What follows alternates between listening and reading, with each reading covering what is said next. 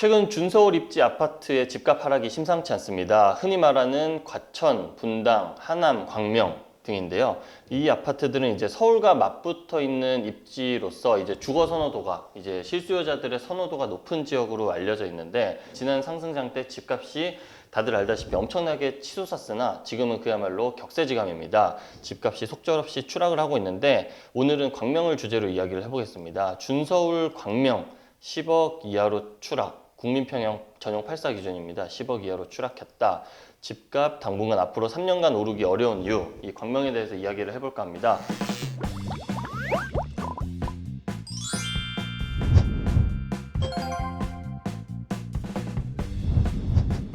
국민평형 주택이 광명에서는 한때 15억 원까지 치솟았으나 최근엔 이 10억 이하로 뚝뚝 떨어지고 있습니다. 무려 5억 원 가까이 떨어진 건데, 더 큰 문제는 앞으로의 그 공급 과잉인데요. 광명시 분양 물량이 올해 특히 예년에 비해서 10배가량이 많기 때문에 매수세가 지금과 같이 실종된 상황에서 단기간 회복이 쉽지는 않을 전망으로 보입니다.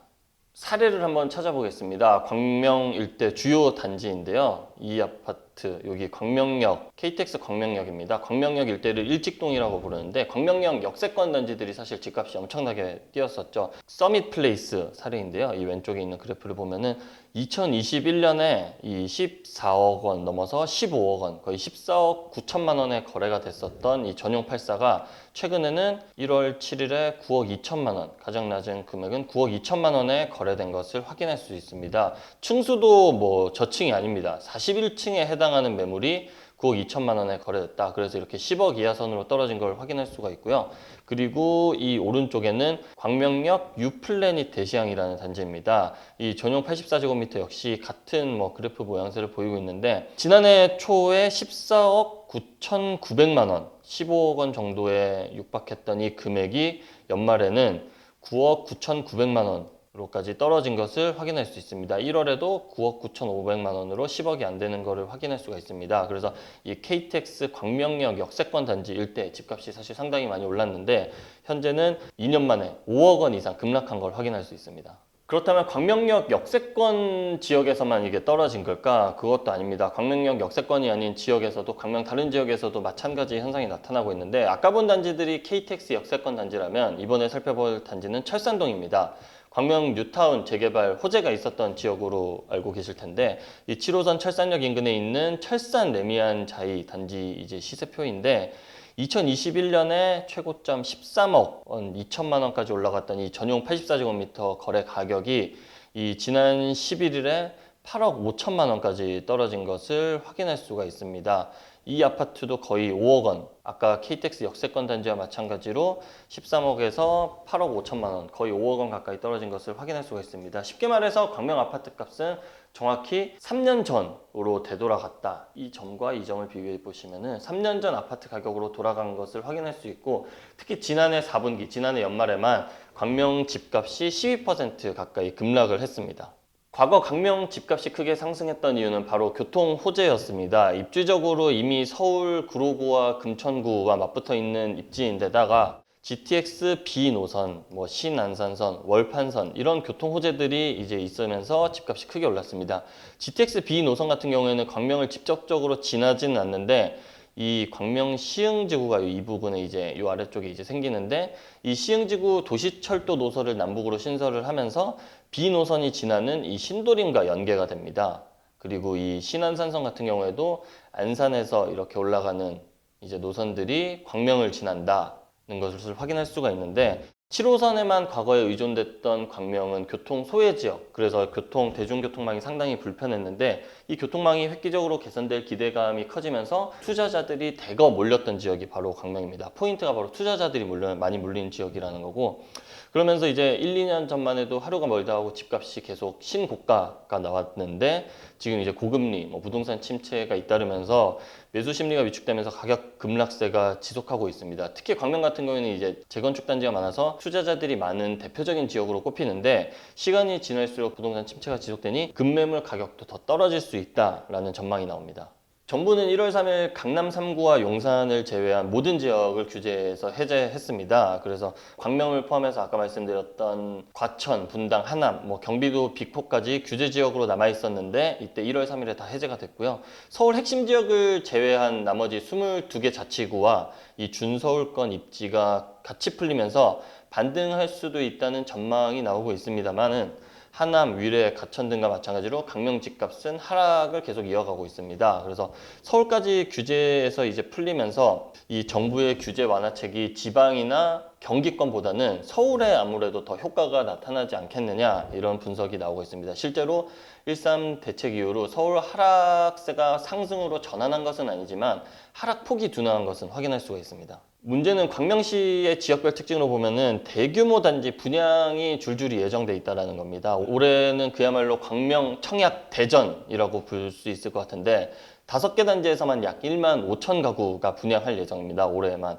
그래서 연간 광명시 적정 수요가 1,500가구라고 하는데 이 올해 1만 5천 가구는 거의 이거의 10배에 달하기 때문에 어마어마한 물량이라고 봐야 될 것 같고요.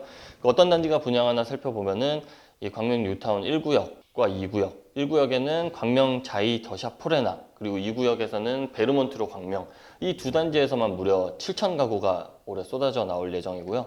그리고 광명 4구역에서는 이 재개발 단지는 광명 센트럴 아이파크 1950세대, 그리고 광명 5구역 2,800세대. 이 단지들이 다 상당히 대규모 대형 단지라는 것이 눈길을 끌죠. 이쪽 철산역 쪽으로 가면은 이제 철산 10구역, 11구역이 있는데 여기서도 1,500세대 가량이 나옵니다. 모두 대단지가 분양하기 때문에 이 공급 물량 효과는 일단 숫자가 많은 것뿐만 아니라 이 대단지라는 특성상 그 효과는 어느 때보다 더 클 것으로 예상이 될 것 같습니다. 사실 지금 시점에서 부동산 시장의 반등이 언제 될까 이런 예측을 하는 분들이 많은데 사실 반등 시기를 예측하는 건 제가 봤을 때 크게 의미가 없는 것 같고, 다만 이 미국 기준금리 상승이 끝나고 이 외부 요인에 의한 충격파가 끝날 쯤에 각 지역별로는 이제 수급 요인 이런 것들을 분양 물량 이런 것들을 정확히 파악하는 것이 좀 중요할 텐데, 많은 전문가들이 이 부동산 반등 시기를 예상하기를 되게 올해는 어렵고 빨라야 2024년 그리고 2025년 전망을 많이들 하고 있습니다. 그런데 문제는 아까 말씀드렸듯이 광명 분양 물량은 올해도 많은데 2025년부터 이 단지들이 본격적으로 입주 물량으로 또 잡힌다라는 건데, 게다가 또 장기적으로 어두운 전망이 나오고 있는 이유가 바로 3기 신도시입니다. 이 기존 광명 구도심보다는 좀 아래쪽에 있는 광명 시흥지구인데 이 광명 시흥지구에만 무려 7만 가구가 이제 또 쏟아져 나옵니다. 이 대규모 신도시가 들어서는데 여의도 면적에는 4.3배 크기로 이 부지 자체도 크고 물량 자체도 3기 신도시에서는 6개 지구 중에서는 최대 규모의 물량입니다. 2025년 착공에 들어가서 2027년 입주 예정인데 이보다 조금 지연될 수는 있겠으나 어쨌든 장기적으로 이 광명 일대에 분양 물량, 입주 물량이 많기 때문에 이 시흥지구 일대에 이제 좀 생각하시는 분들은 이 물량이 이 주변 집값을 떨어뜨릴 수 있는데 영향을 끼칠 수 있다. 인천까지도 이런 점들을 생각하시면 좋을 것 같습니다. 광명은 규제가 모두 사라지면서 이제 분양가 상한제도 없어졌습니다. 따라서 조합에서는 앞으로 분양가를 당연히 높게 책정해서 분양에 나설 가능성이 높을 텐데, 인건비와 자재값, 최근 다들 알다시피 물가 상승으로 분양가가 오르기 때문에 분양 성적이 좋지 못할 것으로 예상이 된다고 하더라도 마냥 분양가를 낮출 수는 없는 그런 상황입니다. 최근 분양한 이 철산 자이더 헤리티지가 대표적인데요.